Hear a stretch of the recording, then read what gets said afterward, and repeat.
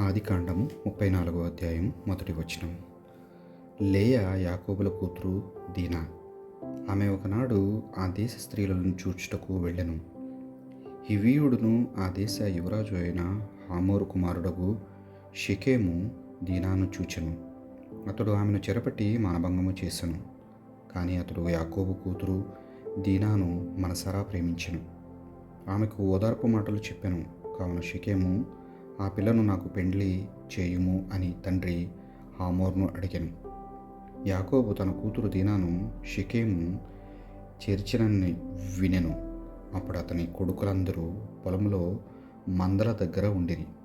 వారు ఇంటికి వచ్చే వరకు అతడు నోరెత్తలేదు. ఇంతలో షెకెము తండ్రి హామోరు యాకోబుతో మాట్లాడవచ్చును. అంతలో యాకోబు కుమారులు పొలము నుండి వచ్చిరి. వారికి జరిగినదంతయు తెలిసెను. షెకెము దీనాతో సైరించి ఇశ్రాయేలు ప్రజలను అవమానపరిచినని యాకోబు కుమారులు ఎంతో నొచ్చుకునిరి. అగ్గి మీద గుగ్గిలము వేసినట్లు బొగ్గున మండిపడిరి. షెకెము చేసిన పని చేయకూడనిదిగా కదా. హామోరు యాకోబుతో అతని కుమారులతో, నా కుమారుడు షెకెము మీ కుమార్తెను ప్రేమించెను. ఆమె తనకిచ్చి పెండ్లి చేయుడని మేము వేడుకొనుచున్నాను. మనము వియ్యముంది పొత్తు కలియదము.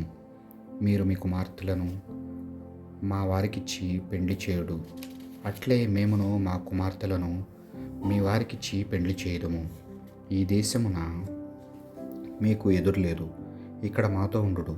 ఈ నేలపై స్వేచ్ఛగా తిరుగుడు. వ్యాపారం చేసుకుని పొలము పుట్ర గడింపుడు అనెను. షెకెము వారితో, నా మనవి ఆలంపుడు. మీరేది కోరినా అది చేయుదును. మీరు పెండ్లి కానుకల నెన్ని అయినా కోరుడు. మీరు కోరినవన్నీ ఇత్తును. ఆ బాలికను నా భార్యగా నిండు అనెను. షెకెము తన సోదరి దీనాను చెరుచుటచే యాకోబు కుమారులొక పన్నాగు పన్నిరి. వారతనికి అతని తండ్రి హామోరునకు జవాబు చెప్పుచు, మేము ఈ పని చేయజాలము. సున్నతి చేసుకున్న వానికి మా సోదరునిచ్చి పెండ్లి చేయుట మాకు అవమానకరము. మేము ఒక షరతు మీద ఒప్పుకొందుము. మా వలె మీలో ప్రతి పురుషుడు సున్నతి చేసుకునిన మా కుమార్తెలను మీకిత్తుము. మీ పిల్లలను మేము పెండ్లి చేసుకుందుము. అప్పుడు మీ మధ్య మేము నివసింతుము. మనమందరము ఏకజాతి కాగలము. మీరు మా మాట పెడచెవిన పెట్టి సున్నతి చేసుకొనని ఎడల మేము మా సోదరుని తీసుకుని వెళ్ళిపోయేదము అనిరి. వారి మాటలు హమోరునకు అతని కుమారుడు షెకెమునకు నచ్చెను. తండ్రి ఇంటిలో అందరికంటే ప్రముఖుడైన ఆ పడుచువాడు యాకోబు కుమార్తెపై మోహము కలిగి ఉన్నందున వెంటనే యాకోబు కుమారులు చెప్పినట్టే చేశాను. హామోరు షెకెము నగర ద్వారము దగ్గరకు తిరిగి వెళ్ళి తమ వారితో, ఈ ప్రజలు మన మిత్రులు. వారిని ఈ దేశంలో స్థిరపడనిండు, స్వేచ్ఛగా తిరగనిండు. ఈ నేల మీద వారికి కావలసినంత చోటున్నది కదా. మనము వారి పిల్లలను పెండ్లి చేసుకుందాము. మన పిల్లలను వారికిచ్చి పెండ్లి చేయుదుము. ఇదిగో, ఈ ఒక్క షరతు మీద మాత్రమే వారు మనతో కలిసిమెలిసి బ్రతుకుచు ఏకజాతి ఎగుటచే ఒప్పుకొందురు. వారి వల్లే మనలో ప్రతి పురుషుడును సున్నతి చేసుకొనవలెను. ఇట్లయినా వారి మందలు, పశువులు, ఆస్తిపాస్తులన్నీ మనకే దక్కును కదా. మనము వారి మాట ఒప్పుకున్న చాలును. వారు ఏ ఆటంకము లేకుండా మనతో కలిసి బ్రతుకుదురు అనిరి. నగరద్వారము వద్దకు వెళ్ళిన వారందరూ హామోరు షెకెము చెప్పిన మాటలకు ఒప్పుకొనిరి. ఆ పురుషులందరూ సున్నతి చేయించుకునిరి. మూడవ నాడు సున్నతి వలన పురప్రజలింకను మహాబాధను అనుభవించుచుండ యాకోబు కుమారులు దీనా సోదరులైన షిమ్యోను, లేవి అనువారు కత్తులు చేపట్టి తమ గుట్టు బయటికి పొక్కనీయకుండా నగరమును ప్రవేశించి ప్రతి పురుషుని మట్టుపెట్టిరి. వారు హామోరును షెకెమును కండతుండెములు చేసిరి. షెకెము ఇంటి నుండి దీనాను విడిపించుకొని వెళ్ళిపోయిరి. యాకోబు కుమారులలో మిగిలిన వారు కూడా సోదరికి జరిగిన పరాభవమునకు ప్రతీకారము చేయుటకై నగరమును దోచుకొనిరి. పొలములో ఉన్న గొర్రెలను, పశువులను గాడిదలను పట్టణంలోనున్న సర్వస్వమును వశము చేసుకునిరి. ఆ దేశస్థులు సంపదనంతా దోచుకునిరి. వారి పిల్లలను స్త్రీలను చెరపట్టిరి. ఇండ్లలో ఉన్నదంతయు దోచుకునిరి. యాకోబు షిమ్యోనుతో లేవీతో, మీరు నా మెడకు ఉరిత్రాడు తెచ్చితిరి. ఈ దేశీయులకు కనానీయులు ఫిరిస్సీయులు నాపై పగపూనున్నట్టు చేసితిరి. నాకున్న బలగము తక్కువ. వారు బందిని కూడగట్టుకొని నా మీద పడిన నేనును నా ఇంటివారును నాశనమగుదురు కదా అనెను. దానికి వారు, వాడు మా సోదరుని వేసిగా భావించి ప్రవర్తించుట తగునా అనిరి. 35వ అధ్యాయము. దేవుడు యాకోబుతో, నీవు లేచి బేతేలునకు వెళ్ళి అచట స్థిరపడము. నీవు నీ సోదరుడు ఏసావు బారిన పడక తప్పించుకొని పారిపోవుచున్నప్పుడు నీకు ప్రత్యక్షమైన దేవునకు అక్కడ ఒక బలిపీఠమును నిర్మింపుము అనెను. కావున యాకోబు ఇంటివారితో తనతో ఉన్నవారితో, మీ దగ్గర ఉన్న అన్య దేవతా విగ్రహములను పారవేయుడు. మిమ్మల్ని మీరు శుద్ధి చేసుకుని మైలబట్టలు మార్చుకొనుడు. మనము బెతేలునకు వెళుదము. ఇక్కట్లు చుట్టుముట్టిన మనాడు నా మొరాలకించిన దేవునకు నేను వెళ్ళిన త్రోవ పొడుగున నన్ను 1000 కనులతో కాపాడిన దేవునకు ఒక బలిపీఠము నిర్మింతును అనెను. వారందరూ తమ దగ్గరనున్న దేవతా విగ్రహములను చెవిపోగులను యాకోబునకు అప్పగించిరి. అతడు వాటినన్నింటినీ షికేము దగ్గర ఉన్న సింధూర వృక్షము క్రింద పాతిపెట్టెను. తరువాత వారు బయలుదేరిరి. దేవుని భయము చుట్టుపక్కలనున్న నగరముపై వచ్చెను. అక్కడి నుండి వారు యాకోబు కుమారులను వెంటాడుచు సాహసింపలేదు. యాకోబు అతని వెంట ఉన్న వారందరూ కనాను దేశమందలి లూజునకు వచ్చిరి. అదే బేతేలు. అక్కడ అతడు ఒక బలిపీఠం నిర్మించెను. సోదరుని బారిపడక తప్పించుకొని పారిపోవచ్చున్న తనకు ఆ చోట దేవుడు ప్రత్యక్షమాయను. కావున అతడు దానికి ఎల్ బేతేలు అను పేరు పెట్టెను. అప్పుడు రిబ్కా దాది దెబోరా చనిపోయెను. యాకోబు ఆమెను బెతేలునకు దిగువననున్న సింధూర వృక్షం క్రింద పాతిపెట్టెను. కావున ఆ చోటికి అల్లోన్ బొఖుత్ అను పేరు వచ్చెను. పదనారము నుండి వచ్చిన తరువాత దేవుడు మరలా యాకోబునకు ప్రత్యక్షమై అతనిని దీవించెను. దేవుడు అతనితో, నీ పేరు యాకోబు, ఇక నుండి నీకు యాకోబు అను పేరు ఉండదు, నీకు ఇశ్రాయేలు అను పేరు చెల్లును అనెను. కావున అతనికి ఇశ్రాయేలు అను పేరు వచ్చెను. దేవుడు ఇంకనూ అతనితో, నేను సర్వశక్తిమంతుడకు దేవుడను, నీవు ఫలించి వృద్ధి చెందుము, నీ వలన అనేక జాతులు అవతరించును, నీ నుండి రాజులు పుట్టుదురు, అబ్రహామునకు ఇస్సాకునకు ఇచ్చిన దేశమును నీకు ఇచ్చుచున్నాను, నీ తరువాత నీ సంతతికి ఈ దేశము అప్పగింతును అని చెప్పెను. దేవుడు తాను మాట్లాడిన తావు నుండి యాకోబునకు వీడి వెళ్ళెను. యాకోబు దేవుడు తనతో మాట్లాడిన చోట ఒక స్తంభము నెత్తెను. అది శిలాస్తంభము. అతడు దానిపై పానీయమును పోసి తైలాభిషేకం చేసెను. యాకోబు దేవుడు తనతో మాట్లాడిన చోటికి బేతేలు అను పేరు పెట్టెను. వారు బెతేలు నుండి బయలుదేరి ఎఫ్రాతాకు కొంచెము దూరము నుండగా రాహేలు పురిటి నొప్పులు పడెను. ఆమెకు ప్రసవ వేదన దుర్భరముగా ఉండెను. ఆమె నొప్పులచే బాధపడుచున్నప్పుడు మంత్రసాని, భయపడకము, నీకు మరి ఒక కొడుకు పుట్టబోచున్నాడు అని చెప్పెను. ప్రాణములు పోవుచున్నప్పుడు చివరి ఊపిరి విడిచుచు రాహేలు కుమారునకు బెనోని అను పేరు పెట్టెను.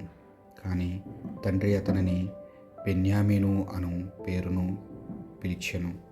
ఆ విధముగా రాహేలు మృత్యుము నొందెను. ఆమెను ఎఫ్రాతుకు పోవు బాట ప్రక్క పాతిపెట్టిరి. ఈ ఎఫ్రాతాయే బెత్లెహేము.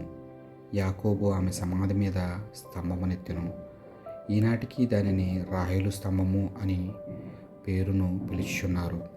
ఆ తర్వాత ఇశ్రాయేలు ముందుకు సాగిపోయి ఏదేరు గోపురమునకు అవతల గుడారము వేసెను. ఇశ్రాయేలీలు ఆ మండలమునందు నివసించుచున్నప్పుడు రూబేను వెళ్ళి తండ్రి ఉంపుడు కత్తెయగు బిల్హాతో శయనించెను. ఇది ఇశ్రాయేలు వినెను. యాకోబునకు కొడుకులు 12 గలరు. అతనికి మొదట పుట్టిన రూబేను, తరువాతి వారైన షిమ్యోను, లేవి, యూదా, ఇస్సాకారు, సెబూలూను అనువారు లేయా కుమారులు. రాహేలు కుమారులు యోసేపు, బెన్యామీను, దాను, నఫ్తాలి అనువారు రాహేలు దాసియగు బిల్హా పుత్రులు. గాదు, ఆషేరు అనువారు లేయా దాసియగు జిల్పా సుతులు. వీరందరూ పదనారములో పుట్టిన యాకోబు కుమారులు. యాకోబు మమ్రేలో ఉన్న తండ్రి దగ్గరకు వచ్చెను. ఆ తావునే కిరియత్ అర్బా లేక హెబ్రోను అను అందరు. అబ్రాహాము, ఇస్సాకు అక్కడనే పరదేశులుగా నివసించిరి. చనిపోవు నాటికి ఇస్సాకు వయసు 180 ఏండ్లు. పండుబారిన వయసులో మరణించి అతడు తన పితరులను చేరుకొనెను. అతని కుమారులు ఏసావు, యాకోబు అతనిని పాతిపెట్టిరి. 36వ అధ్యాయము. ఏదోము అను ఏసావు సంతతి వారి పట్టిక ఏది? ఏసావు కనానీయుల పిల్లలలో హిత్తీయుడు ఏలోను కుమార్తె ఆదాను, హివ్వీయుడగు సిబ్యోనునకు కుమారుడగు ఆనా కూతురు ఒహోలీబామాను, ఇష్మాయేలు కుమార్తెయు నెబాయోతు చెల్లెలైన బాసేమతును పెండ్లాడెను. ఆదా ఏసావునకు ఎలీఫాసును కనెను. బాసేమతు రవూవేలును కనెను. ఒహోలీబామా ఏయుషును, యాలామును, కోరాలను కనెను.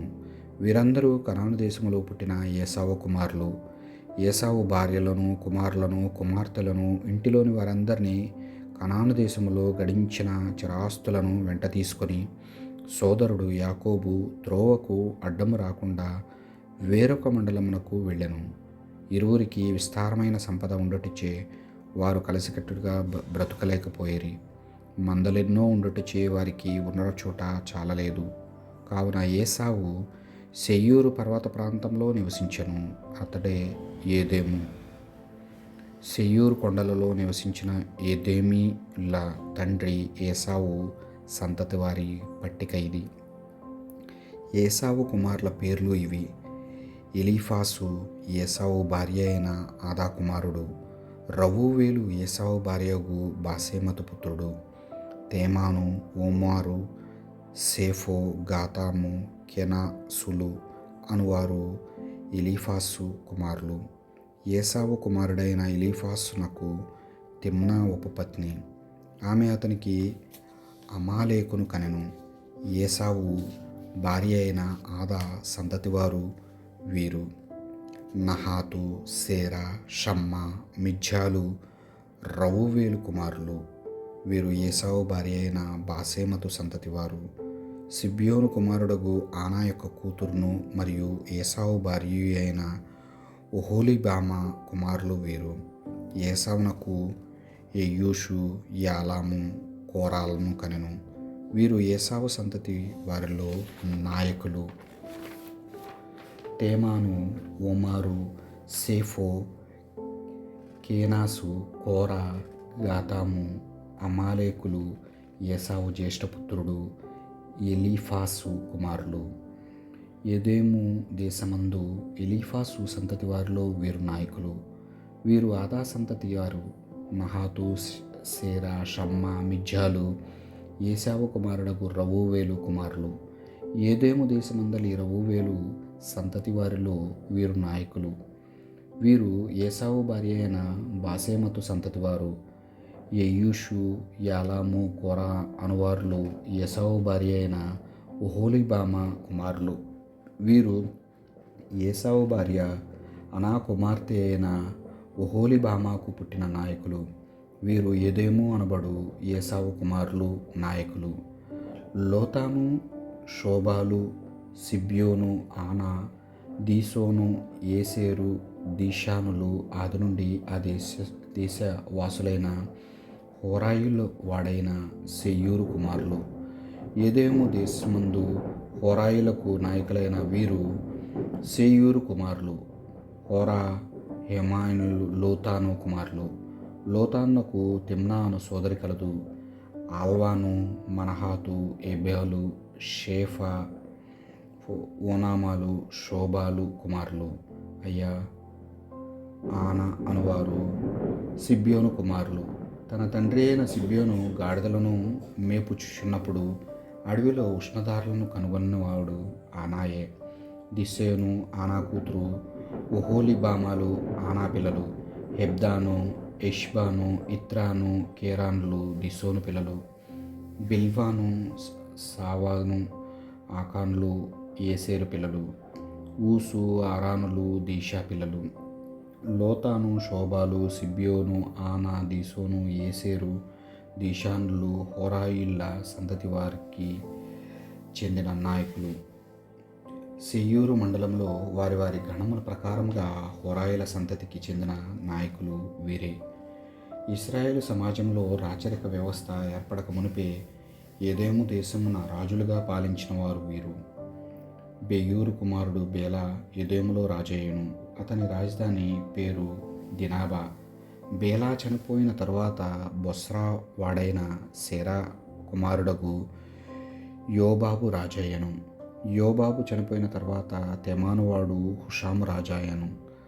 హుషాము మరణించిన పిదప బేదాదు కుమారుడగు హదాదు రాజు ఆయను.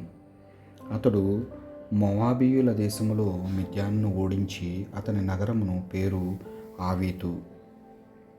హదాదు మరణించిన తర్వాత మస్రేకా వాడైన సమ్లా రాజు ఆయను. సమ్లా చనిపోయిన పిదప యూప్రటీస్ నది తీరమందలి రహోబోతు వాడైన సావూలు రాజాయను.